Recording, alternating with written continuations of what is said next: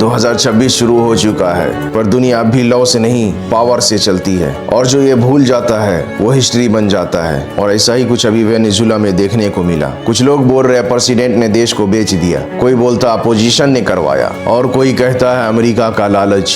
पर सच इतना सिंपल नहीं होता। सुन लो ध्यान से, कोई भी प्रेसिडेंट अपना देश लीगली बेच नहीं सकता। अपोजिशन आवाज उठा सकती है, डिसीजन नहीं ले सकती। डिसीजन हमेशा वही लेता है जिसके पास पावर होता है। वेनेजुला के सड़कों पे ना भीड़ थी, ना कोई रेवोल्यूशन। आर्मी रेडी थी, गन्स, टैंक सब कुछ था, पर ऑर्डर्स नहीं आए, क्योंकि सिस्टम पहले ही गिर चुका था। इकोनॉमी कोलैप्स, मोरल जीरो और लीडरशिप वीक। और जब सिस्टम खोखला हो जाता है तो एक बुलेट भी चलानी नहीं पड़ती। रूल कहता है कोई भी देश किसी दूसरे देश पे अचानक हमला नहीं कर सकता। इवन यूएन चार्टर लिखता है हर कंट्री की बाउंड्री सीक्रेट होती है, और उस कंट्री के लोगों का एक हक होता है जो सबको बराबर मिलता है। पर ये रूल सिर्फ किताबों में जिंदा होता है। ग्राउंड रियलिटी में लॉ पावर से परमिशन लेता है। जिनके पास मिसाइल, सैटेलाइट्स और डॉलर होता है उनके लिए रूल एक ऑप्शन होता है। जिनके पास सिर्फ आवाज होती है उनके लिए रूल मजबूरी। इसीलिए जब पावरफुल कंट्री अटैक करता है पहले बॉम्ब गिरता है, बाद में रीजन लिखा जाता है। यूएन में स्पीचेस होती है,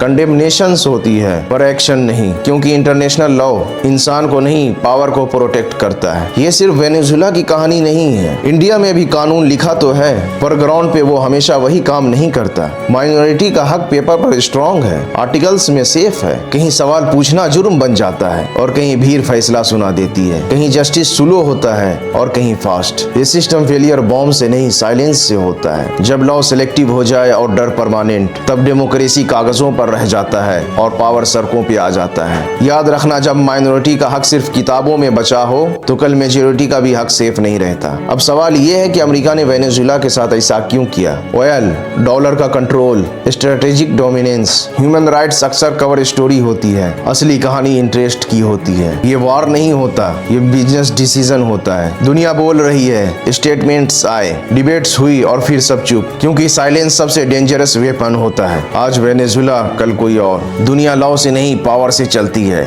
और अमेरिका ने ऐसा क्यों किया? क्योंकि वो कर सकता है।